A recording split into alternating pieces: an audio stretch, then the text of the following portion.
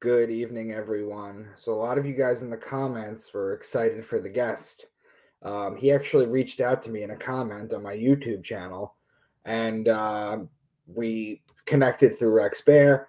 And I'm going to have him on, and then I'm going to go on his show.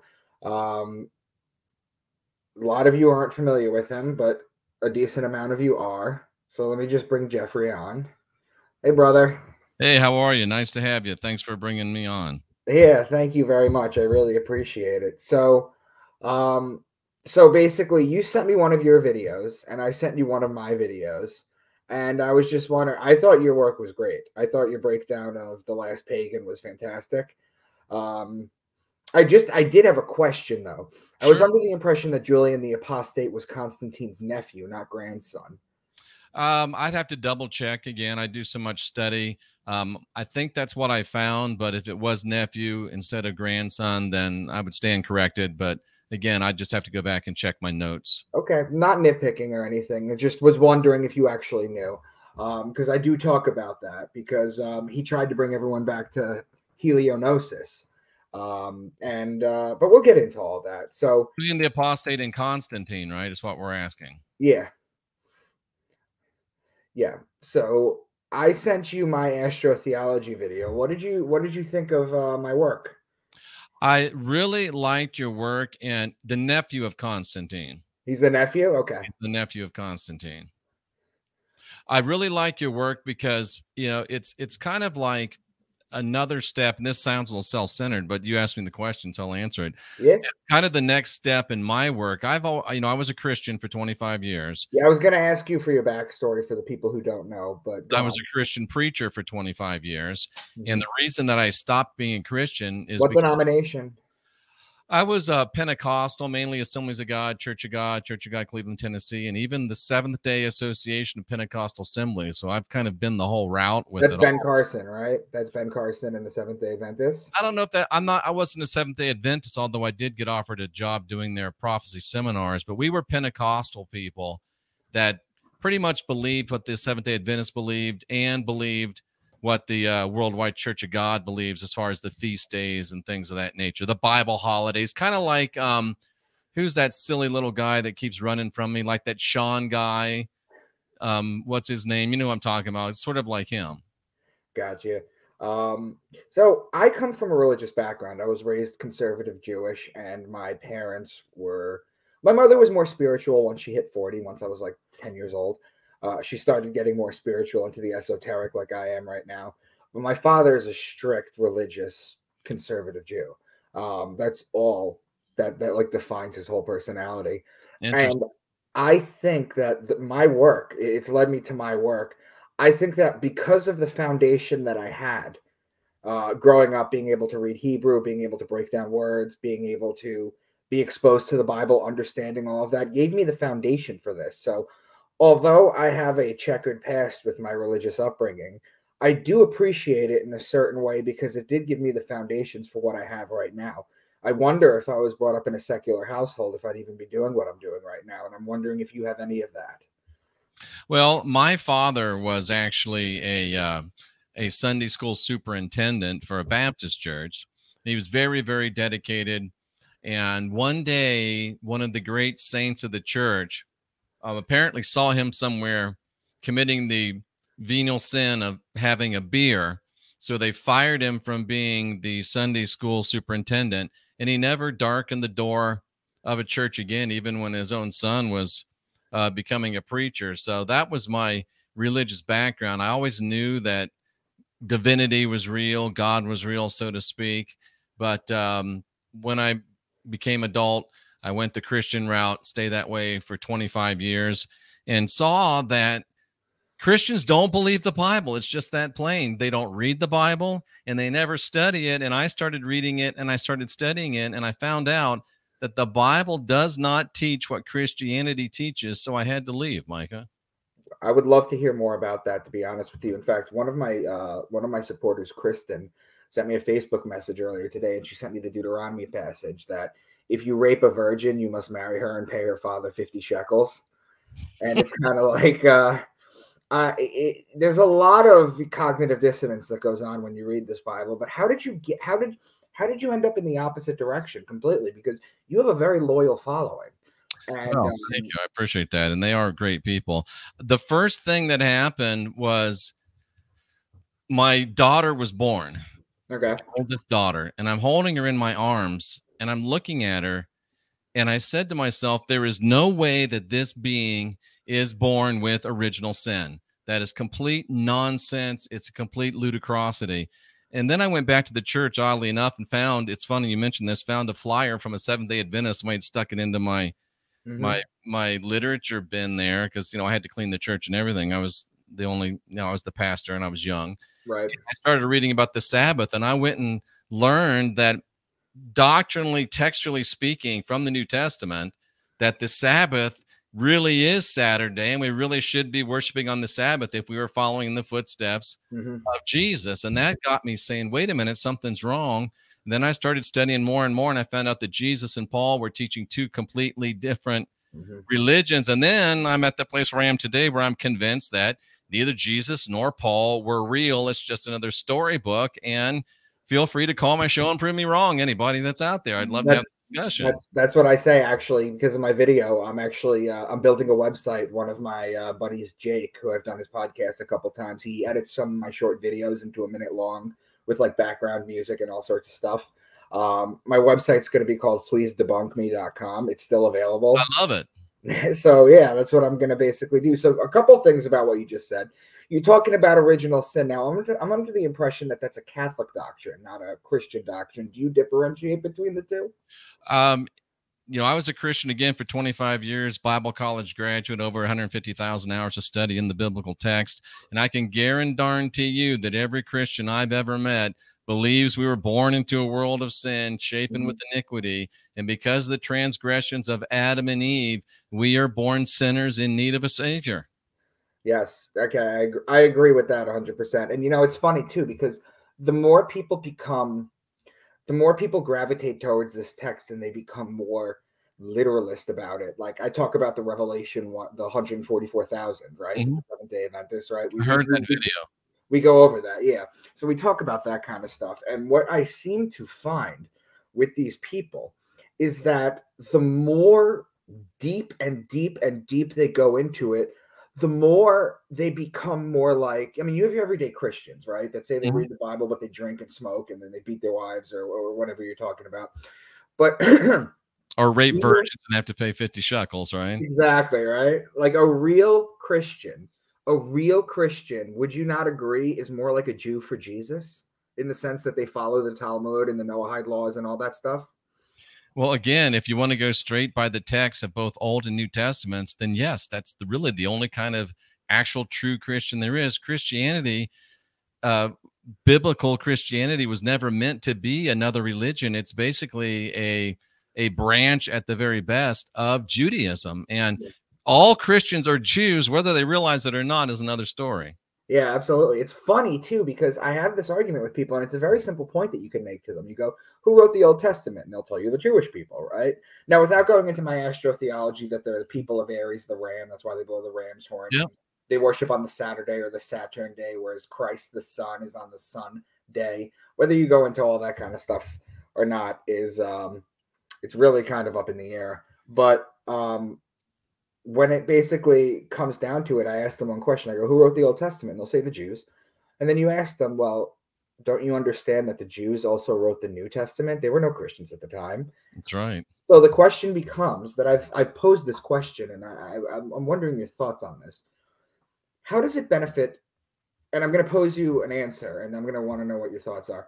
Okay. How does it benefit a group of people who write a certain book to paint themselves? We have history textbooks, and histories are written by the winners, and an American textbook is not going to be a Mexican textbook or a Hungarian textbook, right? We're not going to paint ourselves as the baddies, but that's basically what the Jews did with the New Testament in a sort of certain way, if you take a lot of people from that. And I'm wondering, is there any benefit, as we're seeing socially right now, to any sort of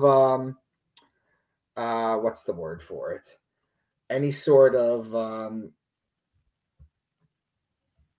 when people are being I'm trying to see what I'm trying to say. how they're being persecuted, right? Is there any benefit to having an inferiority complex, or this like always on a defense complex that the Jews have seemed to written themselves into? Well, are you suggesting that the Jews were the winners and wrote the New Testament? I'm suggesting that the Jews wrote the New Testament. Right, but I think if you look at the end of the New Testament, which was really the destruction of Jerusalem, they were anything but the winners. So they weren't writing it. They weren't writing it from a position of winning. They were writing it from a position, in my opinion, of a plan to reestablish and get themselves back on top. Gotcha. I understand. Okay. So how do you approach the Bible now when you read it? Well, now when I read it, I look at the Bible basically as the linchpin of the fear and guilt, blood magic, Kabbalistic mind control matrix. And when I look at the Bible now, I'm looking at it to see what I call, no offense, the kosher disclosure that's enclosed in it. Because I think the Bible basically is the plan, the written plan of a cabal that was seeking to reassert itself and showing what they were going to do, selling it as prophecy, and it's not prophecy.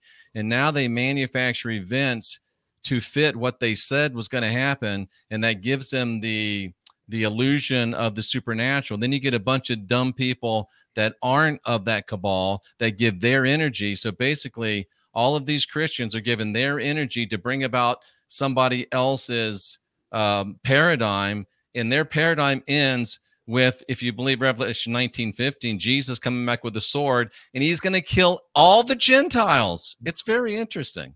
It's wonderful. And you made a point that I made too, where what you literally just said. I talk about this at all because my astrotheology video I sent you was the Bible, and I don't know if it was the Quran in it, but it was basically the Bible. But I've traced my cipher that I've come up with this all the way back to the Sumerians, the Babylonians, the Egyptians, the Jews, the Christians, and the Quran. It applies to all of them. So what that tells me is that a long time ago, we learned some sacred knowledge, and certain people wrote down these books that we considered holy, right? And they've been writing it consistently. And what I've been telling people is it's not that Revelation is coming true. It's not that prophecy is coming true and this is a magical book. What they're doing is the people all the way at the top that are in control of this, they're tailor-making events so that it could be interpreted that way. And it's really that simple when you're dealing with a group of people that says all you have to do is believe. And it doesn't matter what you go through. I grew up, my best friend for 30 years, who I no longer speak to, was a born-again Christian. And I remember one time when I was like 9, 10 years old in his basement, we were playing video games, and I went to grab a drink from the fridge. And I saw a VHS tape about the conversion of David Berkowitz, the son of Sam Killer, to Christ.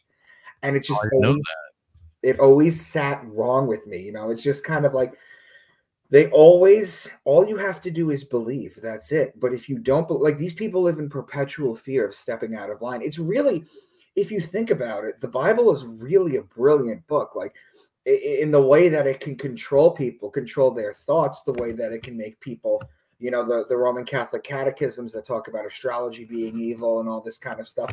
It really keeps away from this esoteric wisdom. And the more that I study and the more that I go into deep, deep understanding into the esotericism and the occult, the more I realize that the ancients had way more knowledge than we're giving credit for. There's something called chronological ethnocentrism, and I tell my people all the time this. It basically means we're the furthest along in time. The medicine, the science, everything is no way. They were doing cymatics with empty noise, like hundreds and hundreds of years ago. It's in the stained glass windows, these cymatic patterns. We've lost all that wisdom, and when you try and explain this to people, they call you crazy. You know, it's something, salvation is a free gift, right? It makes sense because someone with an 80 IQ that can't figure anything out, they just linchpin to that. And I was wondering what your thought was on my little slide where I broke down homosexuality in the Bible versus what the Hellenistic Greeks were talking about. Do you remember? I didn't see that one. The one I looked at was the one where you were doing, I don't think I watched the one you sent me. I watched at Revelation and astrotheology. Okay, that's fine. Yeah, but it's basically the same thing. Now, the Bible itself, I was talking about this in a video yesterday that I made. The Bible in itself is a wonderful absolutely incredibly deep book with deep sciences that are rooted into it. The esoteric and the occult wisdom in it is spot on, and it is timeless, and the book is basically alive. The problem is the surface level writing was written for a sociological perspective of 2,000 years ago that hasn't evolved. And I try and tell people, imagine for a second that the winners right now get to write the new Bible. What do you think they're going to see right now with all these social problems? In another 2,000 years, they're going to think that we're insane. You know, so it's just amazing to me how you could read this book on a surface level, but then there's so many other deep underlying passages. So where do you usually, you have a show, right? You do a show two nights a week. Right now, do you have a, take me through your game plan on how you go on there? Because I watched one of them and I really did enjoy how you keep it going for like 2 hours and you know, you interact, and I love all that. Do you go in with a game plan every day, or do you just kind of go in and just talk what's on your mind? Well, I study probably a minimum, and you know, my wife could verify this, and not always with glee. I study a minimum of about 8 hours a day. Many days it's 12, 13, 14, 15 hours. And most of my, I call them D programs. I don't do programs. It's just a little thing I say. I do D programs, and they all, almost every one of them has a whole mass of slides and visual aids. So I work very, very hard on it, and I'm trying to see, I don't see myself, Micah, as somebody that's trying to get people to believe anything. Okay. I am the guy that's trying to get as much data out there for people to see, and then people can take all of that data and make up their own mind. But unfortunately, we live in a world today where people, you know, want to have it their way, like Burger King, and they want it in 35 seconds out of a microwave oven. Right. So sometimes you've got to, I bring the data, I put it out there for them, and then they have to take it from there. But it's, I wish I could get on there and just wing it, but no, I think I kind of wung it last night for the first time, maybe in months and months and months, but no, it's a lot of work. I can imagine. I've never gone live yet, and I'm thinking about starting to do that. And I imagine there's a whole lot of you got to be able to fill dead space, basically. And well, like Rex told me when I first was going on, I somehow I got a hold of Rex, and I had no followers, and he had, you know, I don't know, maybe 60, 70,000 back then. And he said, you got to do a live. Every time you get an idea, you do a live. You get an idea, you do a live show. Is that what he says? You do a live show. And I started doing it, and all of a sudden I had 60,000 subscribers. YouTube decided I didn't need them, and, you know, ended my channel. But yeah, Rex Bear taught me everything I know about doing what I do. And that, don't blame Rex, but he's the one that got me started. And I am eternal debt to him, and you'll never hear me say anything bad about Rex Bear. Yeah, the same with me. He was the first podcast. My best friend when I first, so I didn't start going live and sharing my thoughts and everything and my breakdowns of everything until I've published my first book. Now, I actually have a book deal. I didn't actually self-publish it. Oh, but nice. When and I have 8 out so far. Well, 9 technically, because I have a kid's book, but it's an 8-book series so far. And it's basically astrotheology. If you mix 1984, George Orwell's 1984 with Da Vinci Code. That's basically the kind, because I come from a writing background and I come from a family of writers too. I didn't actually start this till about 3 years ago. One of my best friends emailed Rex for months and months and months. This is when his channel had like 250,000 subs. And finally one day he got back to him. I did an episode with him, and it's been great ever since. Rex gave me my first platform to share my ideas, and he was just absolutely amazing. So he still is. Yes, he is. So if you're not out trying to convince people things, do you get people that come to you and want to know where you get all your data from? Like the people who are like, source, please, source? Usually not, because every time I do a deep program, every time we're on the air, I'm giving you the actual, not just when I'm talking about the Bible, I'm not just giving you the chapter and verse. We're actually going into the interlinear and looking at the original Greek or the original Hebrew and the direct English transliteration, looking up word by word and saying, wow, this doesn't say what they've told you that it says. So I don't usually get people questioning my sources. They just go straight to the you're the Antichrist, you're of the devil, you're demon possessed, I want to kill you. Literally, I get a death threat a month at least. That's how you know you're doing something right. I guess.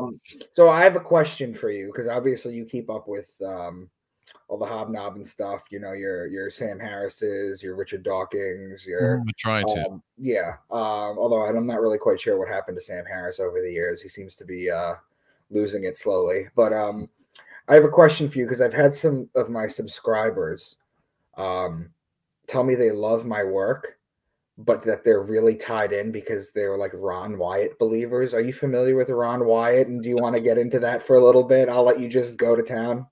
I think that Ron Wyatt was a fantastic salesman. You know, Ron Wyatt, you know, probably could have been like one of those guys back at the carnival, hurry, hurry, step right up. Ron Wyatt was a fantastic salesperson. He was a fantastic presenter. But as long as you don't hold Ron Wyatt to the facts or to the sources, he can kill it. But I don't think that anything he ever said had even a slightest, wasn't even the same zip code as truth. That's my opinion. Yeah, because I saw one of his videos, I think, and he went to this random spot in Israel, and there was just like a wall there, and he started pulling balls of sulfur out of it, and he said this is where Sodom and Gomorrah was, and then he would just burn the sulfur and stuff. He is a great salesman, and to be honest, you need a certain. There's something about religious people, I don't know what it is, but they like to be told what to do. They it's like called, you know, along with the salesperson. Sorry to interrupt, but remember what goes along with it is there's a sucker born every minute. And in the U.S., it's usually more than one. Yeah. And when it comes to like the religious people, they like the structure, they like the rules. In fact, I posit this that most people who go through life and later in life become Christians, born again Christians, where they're born again. I have this innate just gut feeling that they do that because they can't get their shit together without it. And to be honest with you, I saw an article one time that was talking about they interviewed a bunch of Buddhist monks, Buddhist temples. They went to a few of them and interviewed all of them. And one of the questions they asked is, why do you stay here? You know, vow of silence, vow of celibacy, vow of this. 40% of them, 40% answered that they didn't trust themselves to make wise decisions if they left. Wow, that's quite a statement. And that's kind of how I feel like it is with the religious people, to be honest with you. So there is this sort of way to approach the Bible where you could basically just point out the contradictions, you know, that are constantly, you know, between the scriptures. And the people will tell you, no, you're taking it out of turn, or you're taking it out of context is a favorite line. Mm-hmm. So there's that way of approaching it. There's just the brutality of the Old Testament. If you're in the conversation with someone, let's say you're not on a podcast, but if you're in a day-to-day and someone approaches you about that, which angle do you take when speaking of the Bible? How do you approach conversations on religion if you're just out there? Yeah, one of the weaknesses, one of my weaknesses, is that I haven't done enough, you know, what they call now, I guess, IRL, in real life work. And as the weather is turning here, I'm already making plans to get out and do, you know, on the street, you know, man on the street type, Mark Dice type stuff. Yeah. But what I generally, if someone comes up to me and says, well, Jeff, what about this? My first question is always, have you read the Bible? And amazingly, about 70% of the time you get, well, no.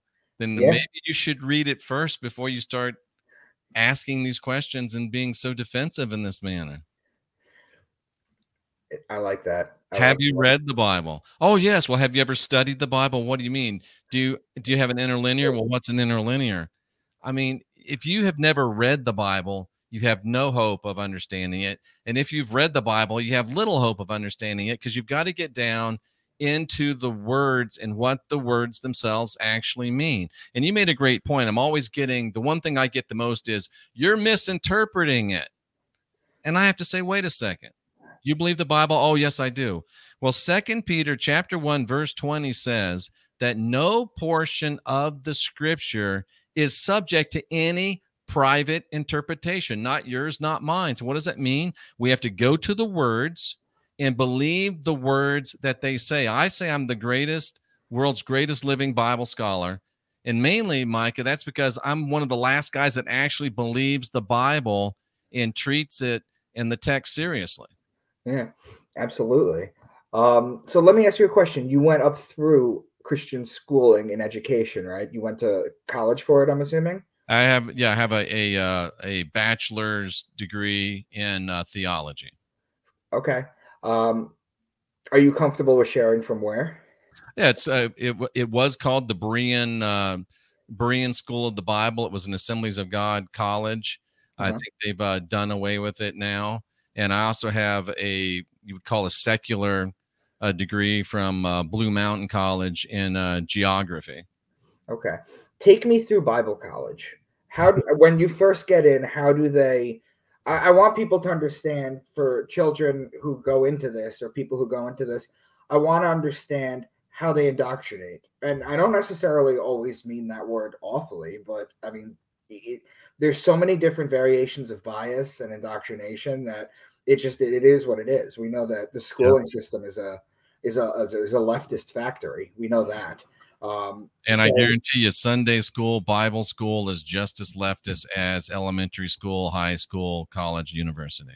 So take me through Christian school. When you first got in, how did they take me through? Basically, was it 4 years? Yes, it was 4 years. So take me through how they taught.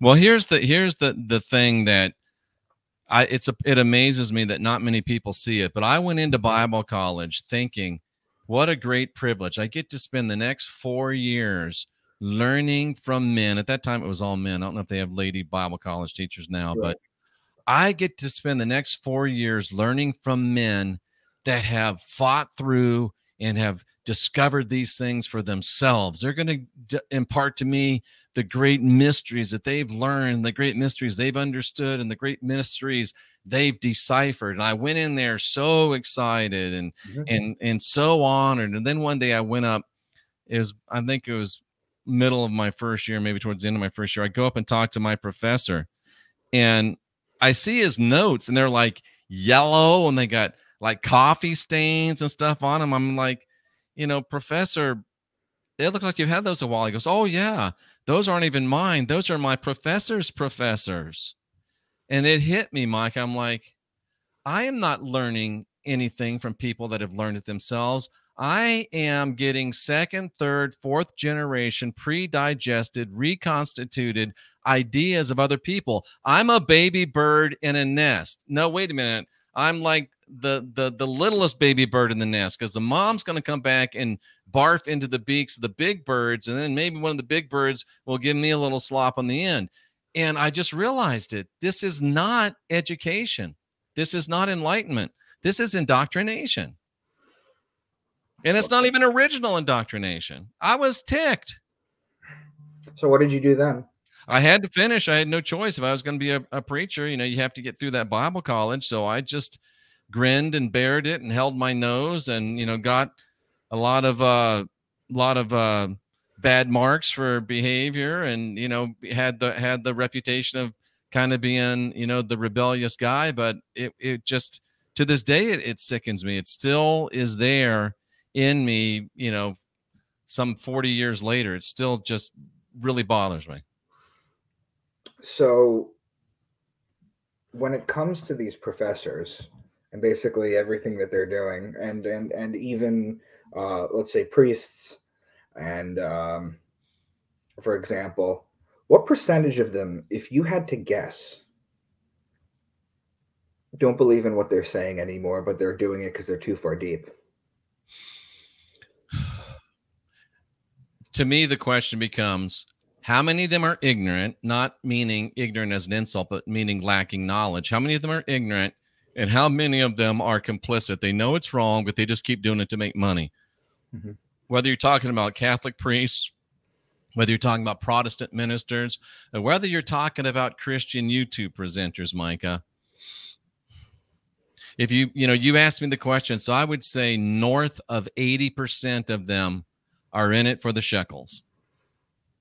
That sounds I forget where I saw this one time, but it said, out of 100 questions, the answer to 99 of them is money. Oh, The way absolutely. the way the world works. I'm probably a little low, but it's true. And I remember one of the first times I realized that I was a Pentecostal evangelist. I don't know if you know what that is, but that's the guy. Did you ever see like Steve Martin, Leap of Faith? That's a classic Pentecostal evangelist. That's kind of what I was. You got to cast out devils. You got to take a good offering. You got to get people to fall out under the power. You got to get people saved. But I saw, and there was this thing that was going on, that these evangelists started to play with demons. Instead of just casting them out, they started to have them talk back and throw up and snarl and stuff. And then they would record it and sell cassettes of it. And that's how evangelists were making, that was their side hustle. And I saw that. I'm like, what is wrong with this? And that was kind of one of my saying, like, wait a minute, I'm in the wrong place. But yeah. Was you breaking free from this abrupt? Did you slowly over time lose your patience and then finally you walked away? Did you come across some mind-blowing information that took your thought process in a different way? It took me about 4 or 5 years to gin up enough integrity to walk away, to be frank with you, Micah. I knew that it was wrong, but the church was paying me by then a 6-figure salary. The church was paying for my living. The church was paying for my food. I had 3 kids and a wife that had a habit of eating 3 times a day. They were paying for my vehicles. They were paying for my travel. And I had a Bible college degree. That was it. So it took me probably about 4 to 5 years before I built up enough integrity to say, this is wrong and I can't take it anymore. And I finally walked out. How old were your kids at that point? Ooh, that's a good question. At that point, I think my son was probably about ready to go into high school. He's the oldest. And then my little girl, she's 10 years younger than that. So. Okay, so they were at various stages, but they obviously knew what Daddy did, and maybe they were indoctrinated up to a certain point. Oh yeah, they were. How did your wife? I'm not sure how your wife viewed. I don't know if she was religious as well, but how did your family view it when you walked away and kind of ran the other way with it? Did they come with you? Did they listen to you? Did they fight you? Well, when I first left, the organized church, at that time I was in a church called the Church of God, Cleveland, Tennessee, which is a more conservative group than the Assemblies of God, generally speaking. And that's the one that I, quote unquote, quit, with full-time minister. And then I went to this group, called the Association of Seventh-day Pentecostal Assemblies. So I didn't give up on God and on church totally. I just gave up on the bad church because this church knew the truth. So I was working part-time. And finally, I kept studying and kept seeing that, no, it started chipping away over a time of about 5 years. I finally realized this is all, in the words of the great American prophet Conway Twitty, it's just make-believe. It's a great story, though. It's a story. And my wife, she decided that she didn't want to be married to me anymore, and that gave me some clarity as well. So it all works together. People, oh, it's so terrible that you got divorced. It was really the best thing that ever happened to me. And one of the great things that I always get to hear is, oh, Daughtery's wife left him. That's why he left the church. No, she left me before I left the church. In fact, 2 wives left me before I left the church. So get your story straight. I'm grateful that my wife, she is a Catholic. She's slightly religious in her own way. But when we got together, she just said, as long as you believe in God, that's all I really care about. And we agree on that. And I do talk about what God is, certain things. But let me switch this topic up a little bit. I wanted to get your historical. And we're on YouTube, right? So we have to be careful of all the YouTube rules. Yeah. Okay, make sure. I wanted to switch this up and ask you about something historical that you might be able to shine some light on with your expertise and your 13 hours a day studying. That blows me out of the water. I only do about 4 or 5. But the Western Wall, the Wailing Wall, From my research, I think I've come to the conclusion that it's not actually the second Jewish temple. It's actually a Roman fortress called Fortress Antonia. What do you think about that?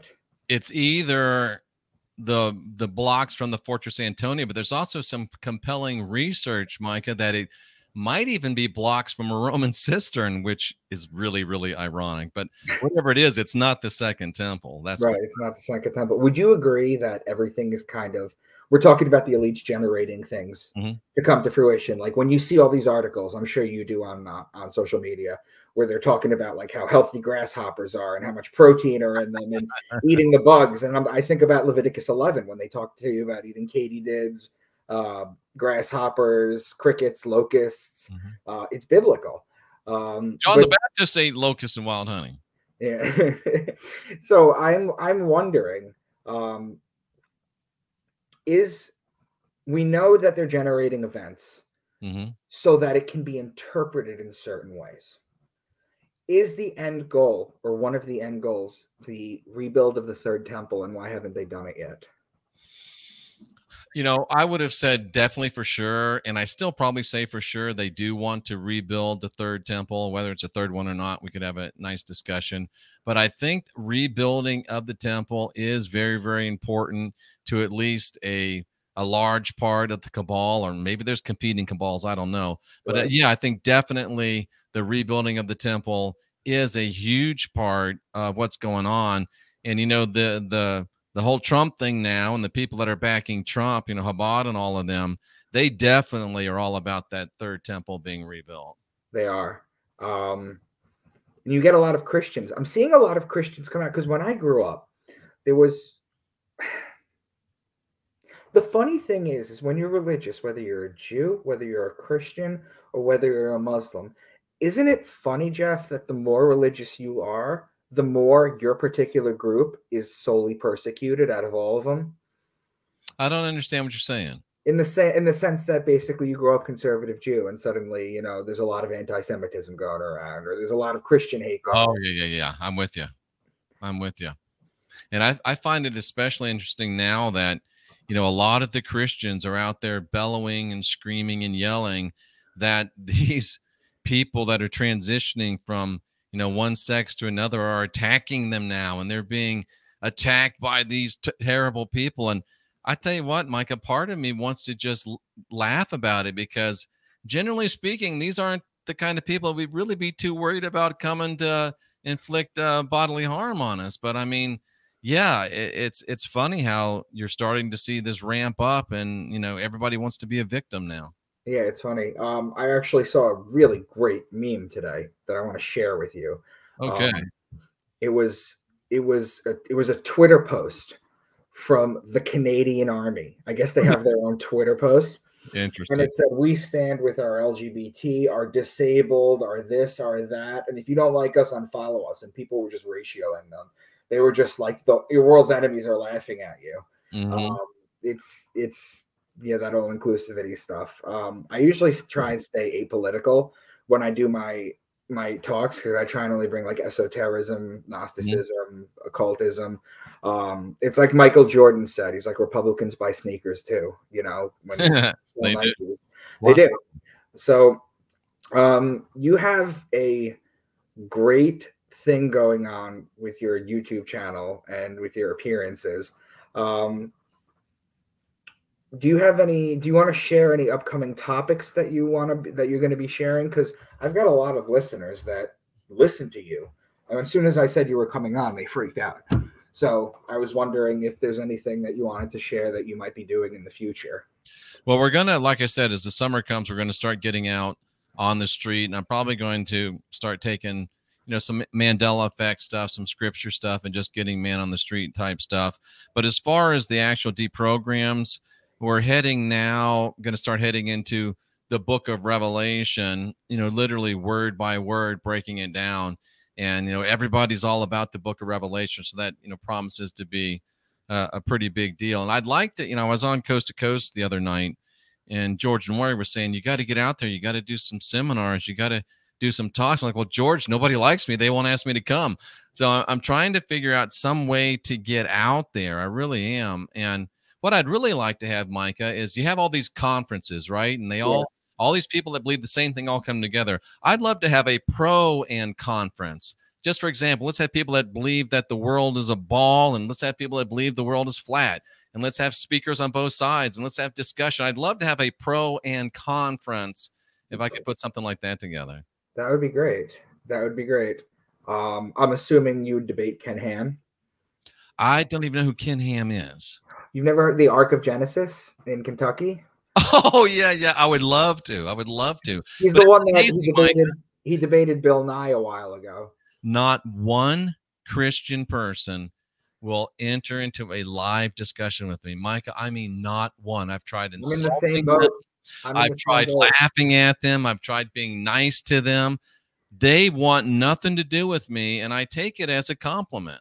Right. Well, it's because, I explain it to them. I don't know if you went through this, to be honest with you, but I explain this to people. I tell people, when you realize that Jesus is an allegory for the sun, and when you realize that Jesus wasn't real, if you were brought up with him, you will go through the 5 stages of grief, and that's just too painful for some people, so they hold on to false ideals.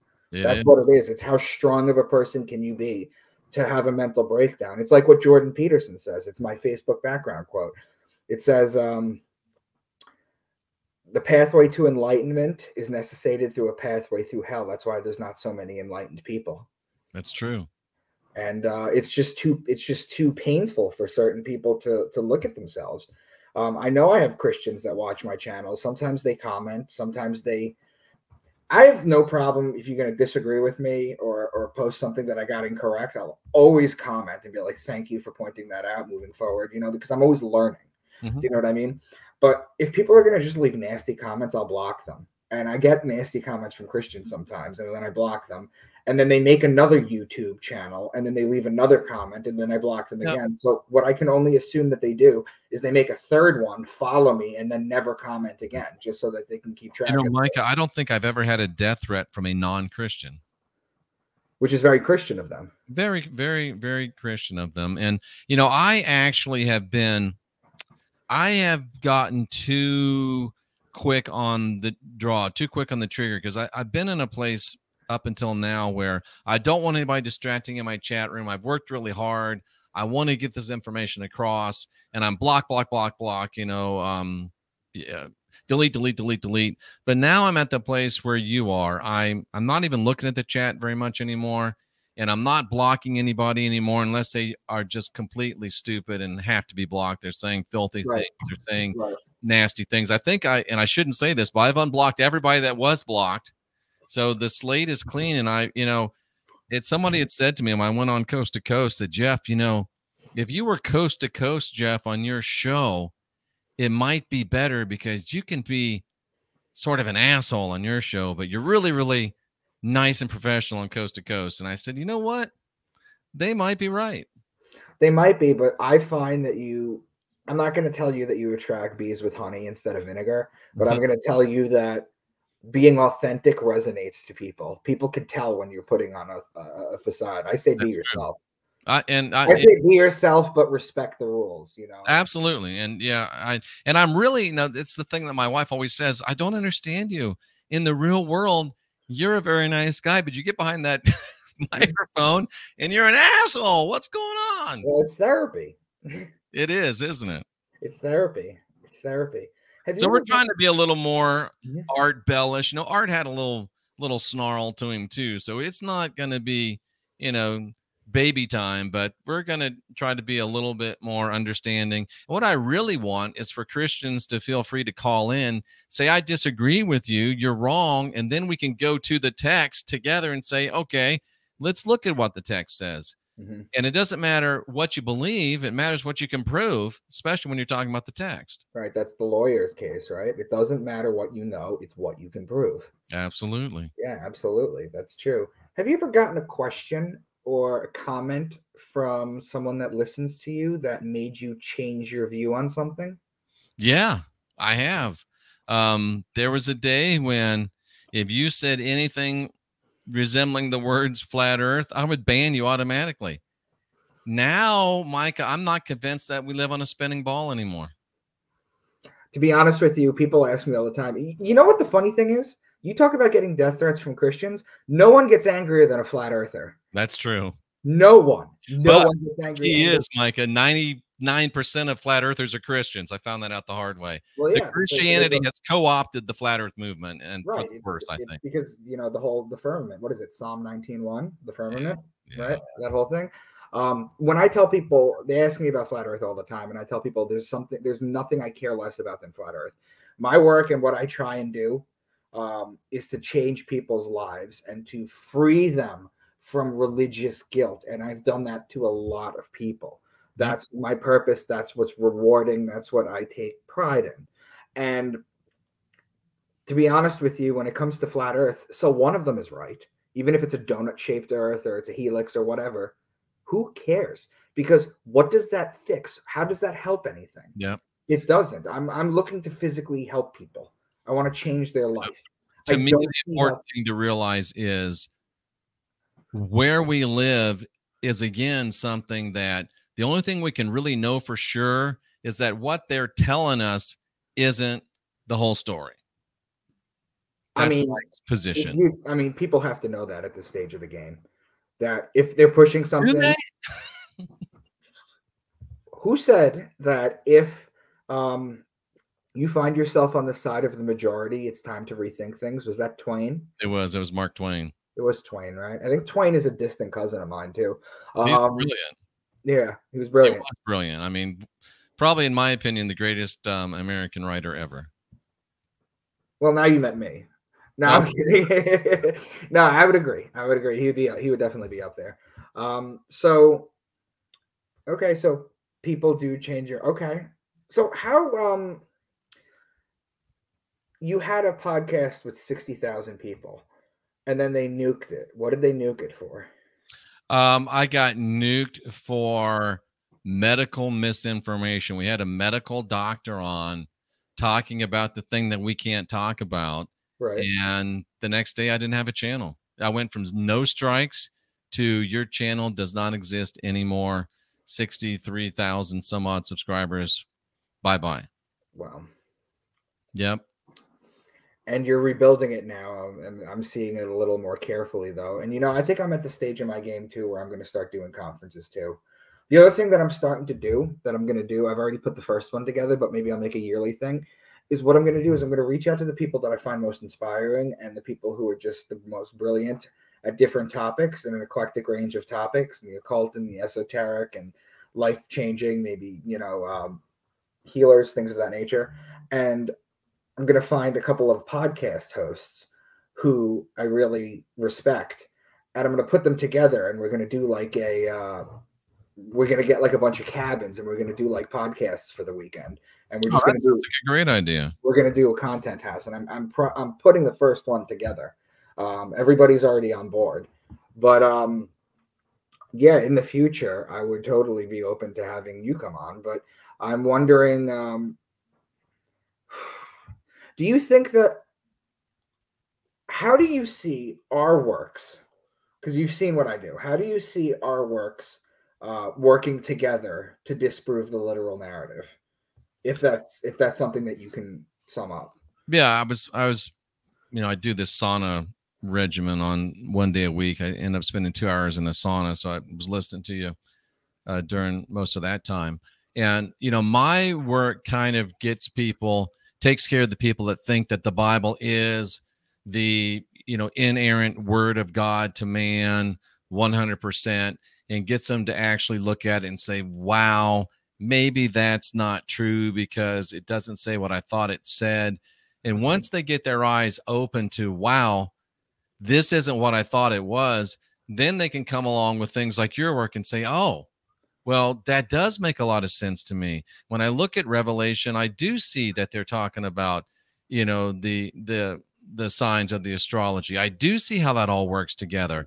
And wow, a lot of people may, embrace astrotheology. And one thing that I don't know if you've read this, but who was the guy that wrote those books about history is a lie, the Russian guy?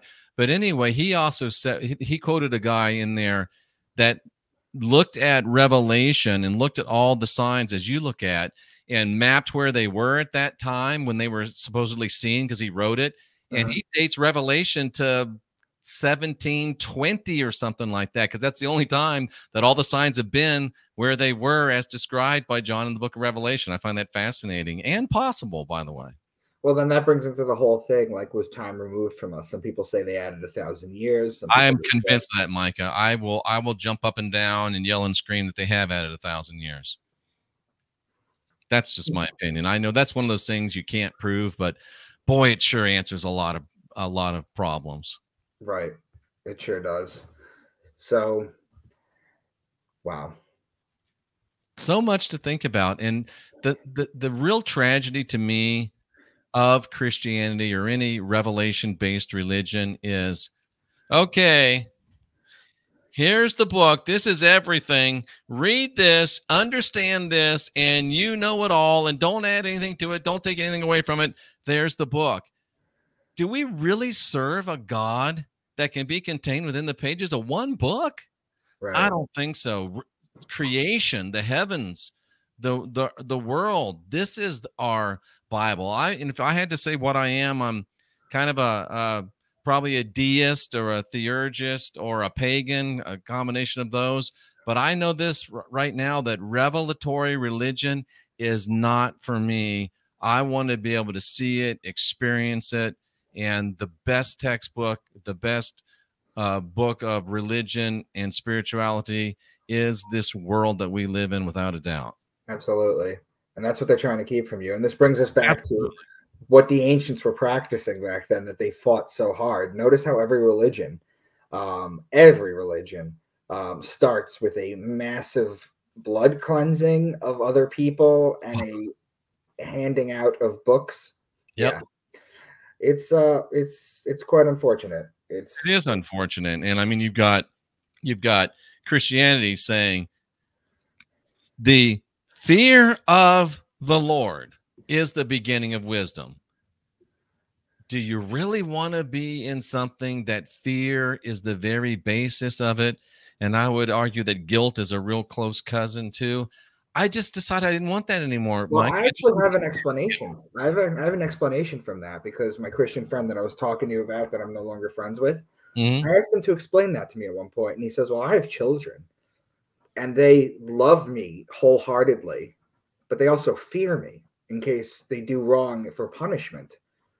So wouldn't that be kind of like a similar thing, or do you think that's just like a warped way of thinking?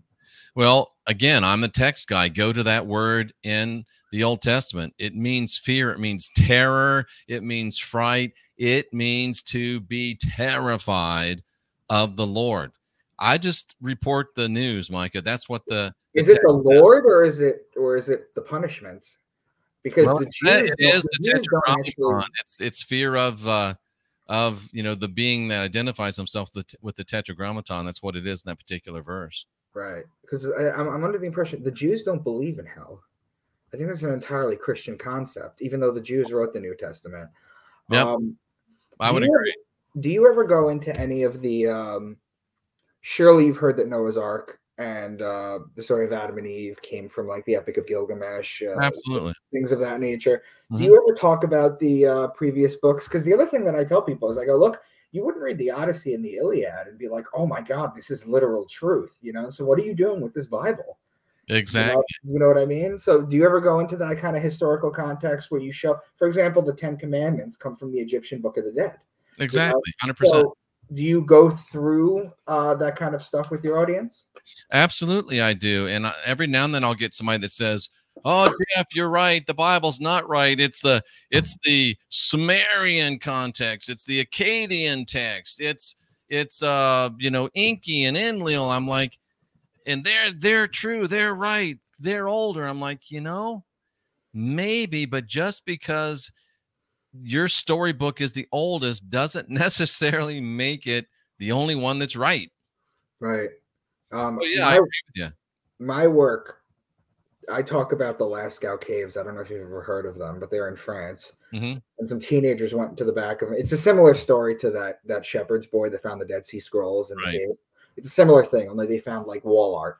and they carbon dated the wall art. And I'll give Christians half credit on this one. Carbon dating is inaccurate, but it's only inaccurate beyond 50,000 years. Right. Then you got to go into uranium datings, other type of carbon datings. There's other shit that you got to do. But when it comes down to the paintings, they carbon dated the wall, and it was 17,000 years old. And then they brought an astronomer with a computer, because we have the technology to do this. Yep. They rewound the sky back, and then they superimposed it, and it all lined up. So we knew about the astrology 17,000 years ago, but written history only started with the Sumerians 5,500 years ago. They're burying things. They're burying things, you know, and all you got to do is look at the Museum of Natural History, how they destroyed those giants. Exactly. You know? It's just ridiculous. And somebody just pointed this out to me the other day, and it makes me laugh because, you know, the Bible, I think there's 70 some odd times where the word couch is used, you know, this couch, that couch. But the funny thing is that the word couch wasn't even invented until like 1940 by some guy named Couch. Right. So neither was the letter J. Exactly. The letter J until the 16th century. Yeah, the letter J, yeah. But yet there's one name given among men where everybody must be saved. What about the people for the those 16 centuries before that name was there? Right. Are they just burning in hell? Come on, you can't believe that. You really can't believe that. Well, the Christian answer to that, for example, like when you believe that Adam and Eve and Abraham are real, like Abraham, you know, the only way to heaven is through Jesus. So how did Abraham go to heaven? And they'll tell you it was through his faith in God that got him through. And then once Jesus came around, then it became about that, which is just such yeah. Yeah, that's not what's that called? Where confirmational bias at all. Yeah. None at all. Yeah. And then the last thing I really wanted to talk to you about was this idea of Pascal's Wager. We're basically explain that to me again. I know what it is, but Pascal's Wager is basically like, wouldn't you rather believe and be wrong than not believe and be wrong? Kind of thing, right? That to me, from the Christian, I assume you're taking. But that's not even faith; that's fear. Right, but to me, that is the height of arrogant presupposition. You know, I have an associate's degree in geography, so I know a little bit about the empirical method, and I know that from actually digging stuff up in the dirt, we know that for sure about 50,000 years ago, humans had the capacity, the cultural capacity for religion about 50,000 years ago. Right. Even if you believe that 1,000 years hasn't been added to history, Christianity came about 2,000 years ago. Right. So are you really telling me that for 48,000 years, we had no morality, we had no righteousness, everybody was terrible and horrible, and it wasn't until 2,000 years ago when Christianity appeared that we had things like morality and law and kindness? What can you get? We had peace.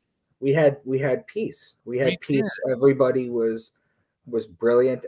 We had peace, and we had a let live world. Yeah, and everybody could rise to the level that their abilities enabled them, and that's all that it should be. Right. There's another thing I wanted to share. This is the last thing I want to share with you, is that I actually I read this article. You know your inner monologue, that little voice that talks to you all day? I don't have that anymore because I think you can get beyond that. But yes, I know what you mean. I read somewhere that up to 50% of the people in the world at any age don't have it. Now, in my discovery, you can get beyond that because slow talking is really slow, and you can get to where I call it the blink, instantaneously. You don't need the internal monologue, but I don't think that's what you're talking about. I'm talking about people that don't have it, they don't think. Oh, it's so, Henry Ford said thinking's the hardest work in the world. That's why so few do it. And it's really sad, Mike. And I think that's one of the reasons why people gravitate so much towards Christianity and Islam, and in some ways Judaism. Because there's no thinking. There's no responsibility. I just follow this list and I'm good. Yeah, there's a certain percentage of people that like to follow rules. Apparently it's a large percentage. It is a large percentage. But you know about the 20% rule, right? All you need to do is get an idea to 20%, and then it'll grow to the 100%. Yep. I am even my wife is, she's not so sure anymore, but I've been saying this for about 10 years, Micah. I really believe that this world's going to be better than it's ever been, and it's going to be sooner than we can even imagine. And I still believe it's true today. I know it doesn't look like it. There's no way, but we are on the precipice of glory. We're on the precipice of a grand new day.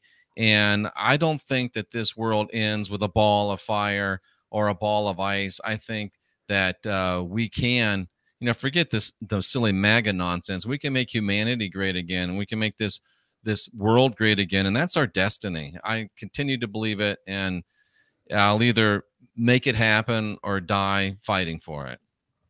I appreciate that. And with that, we'll end on this. Jeff, can you please tell everyone who's new to you where to find you? And also, have you written any books? I've written 14 books, actually. Oh, Lord. Okay. So, where can we find those? Where can we find you? Well, I've kind of stopped advertising the books because they're all,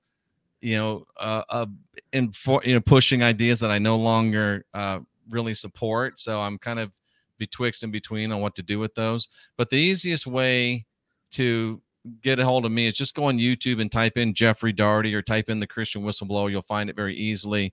My website's linked up to to my YouTube. My website's just my name, but it's kind of hard to spell. So just go on YouTube, type in Jeffrey Daughtery, type in the Christian Whistleblower, and you'll find me. Jeff, thank you very much. And then maybe next year you'll consider coming to the conference that I'm putting together. Absolutely. I'd love to do that, Micah. Thanks so much for being with me, and I look forward to having a talk with you over at our place. And it's been excellent, and thanks to Rex for putting us in contact. And we really appreciate you, Micah. I appreciate your work, and it's very important. And I think there's definitely a place for you, and that people will be better off by exposing themselves to your content. Thank you, Jeff. I really appreciate it. I'm going to put this up right now, though, so I'll send you the link. I'll text it to you. All right. Take care, my friend. I appreciate it very much. Thanks, brother. Take care. Bye-bye.